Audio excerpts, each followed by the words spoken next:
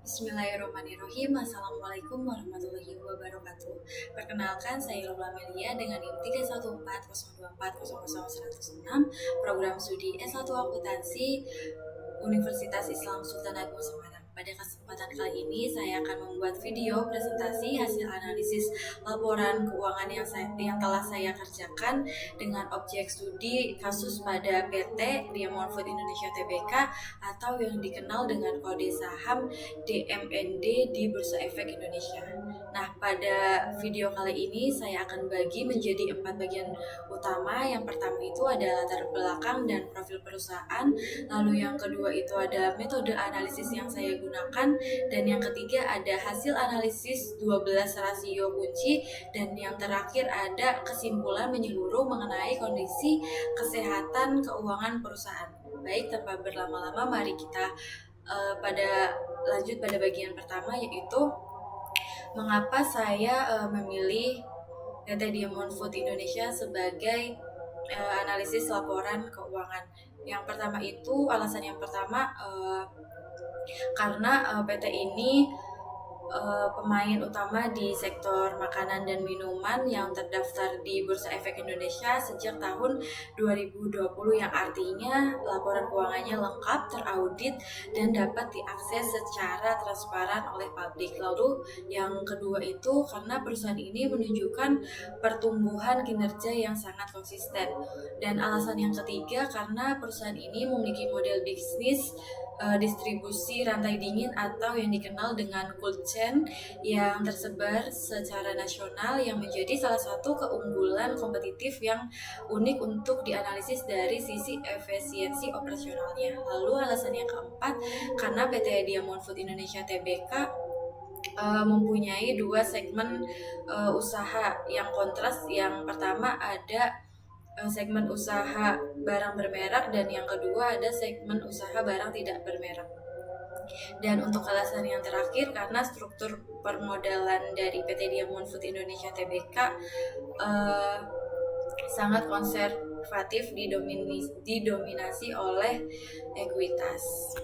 Lanjut pada profil perusahaan PT Diamond Food Indonesia Tbk dengan nama usaha PT Diamond Food Indonesia Tbk, alamatnya pada gedung TCC Batavia Tower 1, lantai 15, unit 3 dan 5, Jalan Kiai Haji Mas Mansur, Kaf 126, Jakarta Pusat 10220, dengan kode saham DMND, dengan bergerak di sektor barang konsumen primer dengan segmen usaha barang bermerek dan tidak bermerek, dan listing date-nya pada tanggal 22 Januari 2020. Dan bidang usaha ini bergerak di bidang industri dan distribusi produk makanan dan minuman melalui entitas anak serta jasa konsultasi manajemen.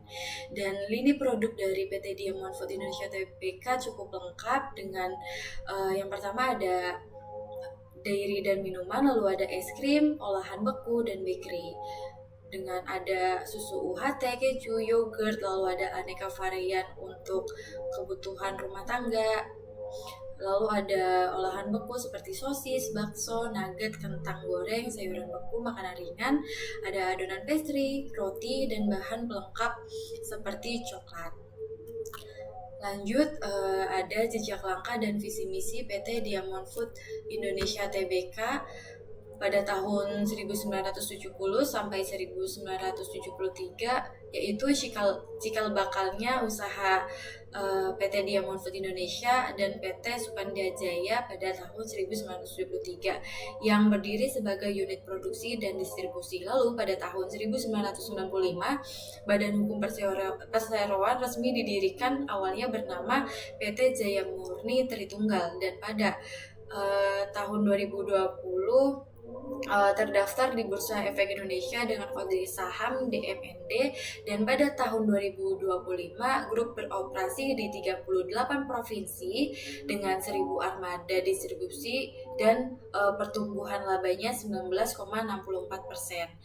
Dan PT Diamond Food Indonesia ini mempunyai visi dan misi serta nilai perusahaan dengan visi menjadi platform makanan dan minuman yang paling unggul di Indonesia yang didukung oleh misi menyediakan solusi yang saling menguntungkan bagi pelanggan dan prinsipal kami, lalu mengembangkan budaya kinerja tinggi dan inovasi di dalam perusahaan, dan menerapkan pendekatan yang berkelanjutan pada semua kegiatan usaha dengan nilai perusahaan longevity, learning and innovation, integrity, family, frugality, dan empowerment.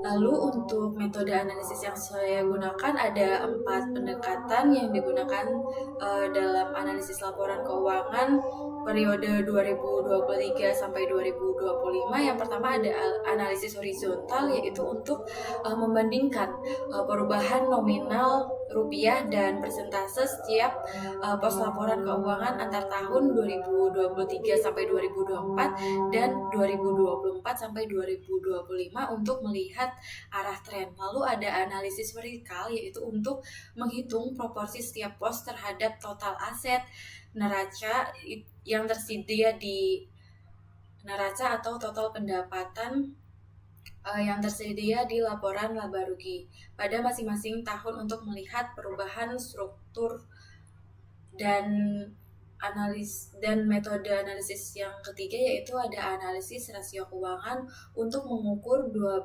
rasio kunci mencakup profitabilitas, likuiditas, solvabilitas, aktivitas, dan rasio pasar yang dimana rasio ini untuk menilai kesehatan keuangan secara relatif.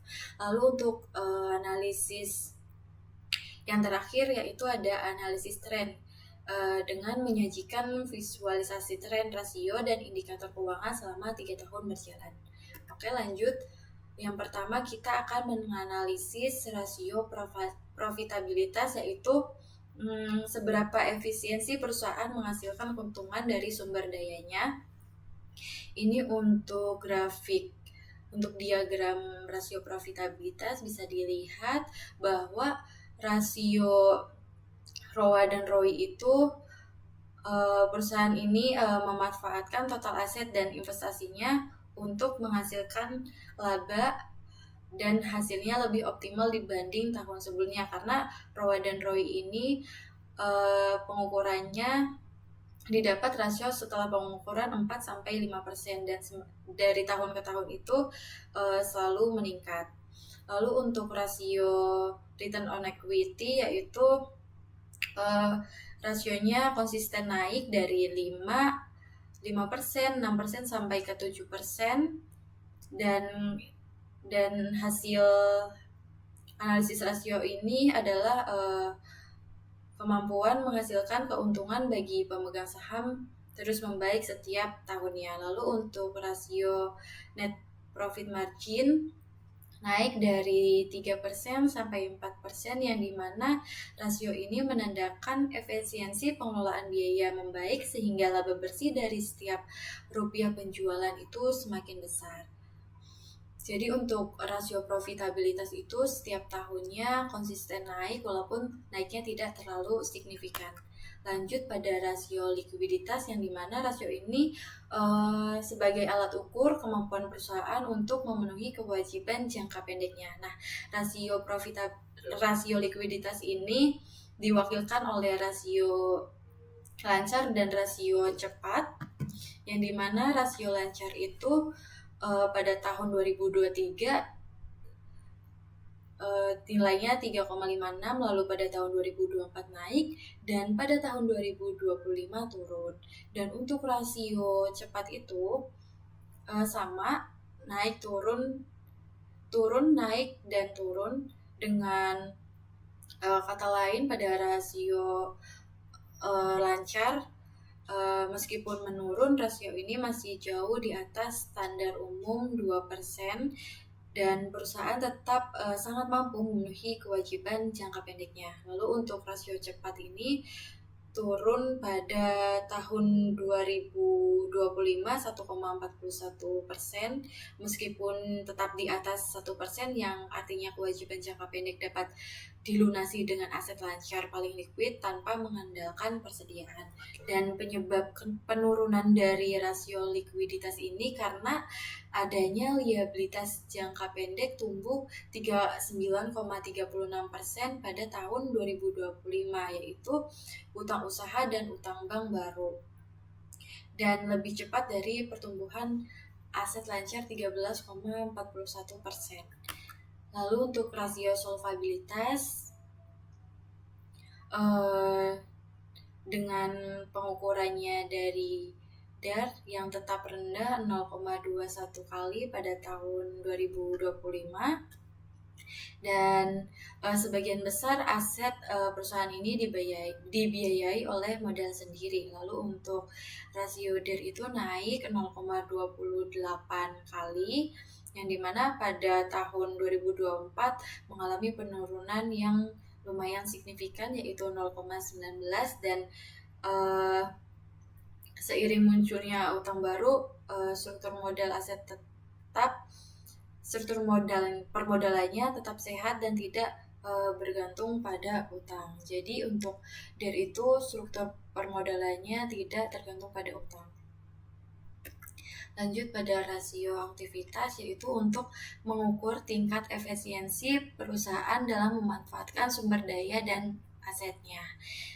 Dapat dilihat di grafik bahwa rasio perputaran aset dan rasio inventory, lalu ada rasio receivable turnover. Pada tato itu naik 1,29 kali ke 1,33 kali, dan perusahaan dapat dikatakan semakin efektif memanfaatkan total aset untuk menghasilkan penjualan, dan efisiensi aset terus meningkat. Lalu untuk itu naik 3,54% ke 3,75%. Dan persediaan ini semakin cepat berputar atau terjual, dan menandakan pengelolaan stok yang semakin efisien dan risiko penumpukan stok. Lalu untuk RTO itu turun lalu naik ke 9,01, yang awal mulanya masih ada di 8, sekian, dan 8, sekian ini akhirnya membaik pada tahun 2025 karena penagihan piutang usahanya semakin cepat, risiko piutang tak tertagih semakin terkendali.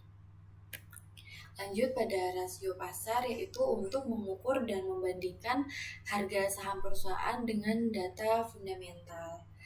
Nah, pada rasio pasar ini, rasio PER-nya naik ke 33,4, menunjukkan ekspektasi pasar terhadap prospek pertumbuhan perseroan PT Diamond Food Indonesia semakin tinggi, meskipun secara relatif juga mengindikasi valuasi saham yang semakin premium. Selanjutnya ada kesimpulan keputusannya.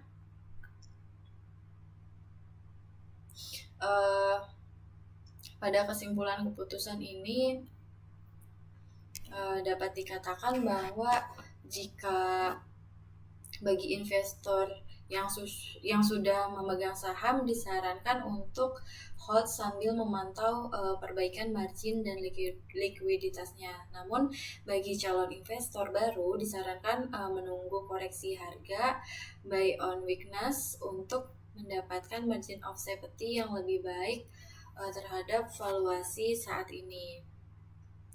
Dan demikian presentasi hasil analisis laporan keuangan PT Diamond Food Indonesia Tbk yang dapat saya sampaikan, dan secara keseluruhan itu dapat